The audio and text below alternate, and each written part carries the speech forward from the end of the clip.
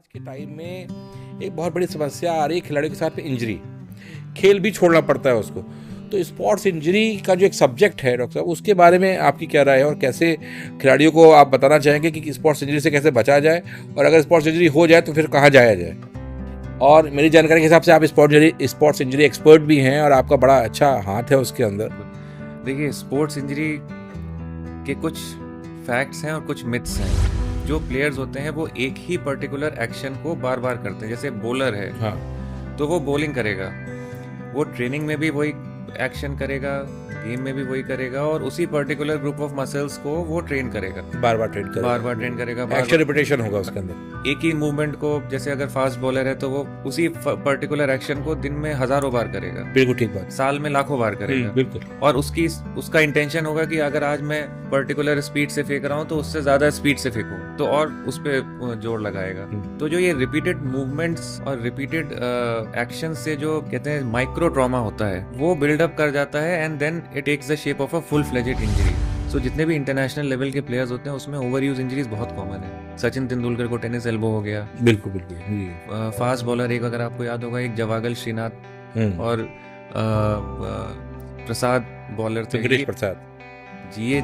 ये south Africa गए थे और साउथ अफ्रीका के टूर में इन लोगों को टेस्ट मैच खेलने थे, तो I think they were the only players bowlers who were bowling at a very good rhythm.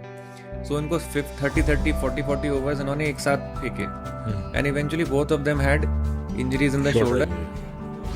जितना मैंने एज अ डॉक्टर सीखा या एज अ स्टूडेंट मैं अपनी किताबों से और अपने टीचरों से सीख पाया, उससे ज़्यादा कहीं मुझे गेम ने मेरे को सिखाया। Physical, mental and emotional strength जो होती है, वो as a player you learn more than opponents को। ये कैसे सुनिश्चित किया जाए कि दोनों में बराबरी का टक्कर हो। ऐसा ना हो कि एक व्हील चेयर को एक ऐसे प्लेयर के साथ टाई अप हो जाए जो पूरी तरह से दौड़ सकता है। डॉक्टर साहब, मुझे ये बता दीजिए कि जो जनरल इंजरी है और जो स्पोर्ट्स इंजरी है, दोनों को कैसे पहचाना जाए और कैसे दोनों को अलग अलग बांटा जाए कि भाई ये जनरल इंजरी है और ये स्पोर्ट्स इंजरी है। स्पोर्ट्स इंजरी इसका एक पैटर्न होता है हर स्पोर्ट्स का। एक, जैसे मैंने बताया ना, ट्रॉमेटिक इंजरीज तो किसी भी तरह से हो सकती है। आप सीढ़ी से उतर रहे हैं, आपका पैर ट्विस्ट कर गया, ठीक बात। अगर प्लेयर भी सीढ़ी से उतर रहा है, उसका भी पैर ट्विस्ट करेगा, उसको भी वही चोट लगेगी जो एक नॉर्मल आदमी को लगेगी। बिल्कुल ठीक। तो ट्रॉमेटिक इंजरीज का कोई फॉर्म नहीं होता।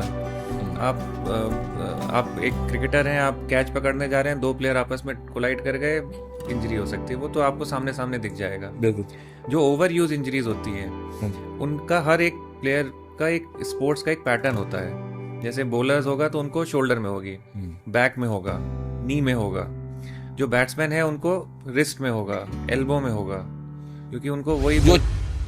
All players with non contact sports, non contact मतलब जहाँ पे प्लेयर आपस में टकराते नहीं है, जैसे कि क्रिकेट हो गया, बैडमिंटन हो गया, टेनिस हो गया। तो जो नॉन कॉन्टैक्ट स्पोर्ट्स हैं जहाँ पे आपको एक ही मूवमेंट पर्टिकुलरली करना होता है, उसमें हम उन सारे प्लेयर्स को एनरोल कर रहे हैं as a token of appreciation. SGPGI में उसका सारा का सारा medical health checkup is free of cost till the time the project is being.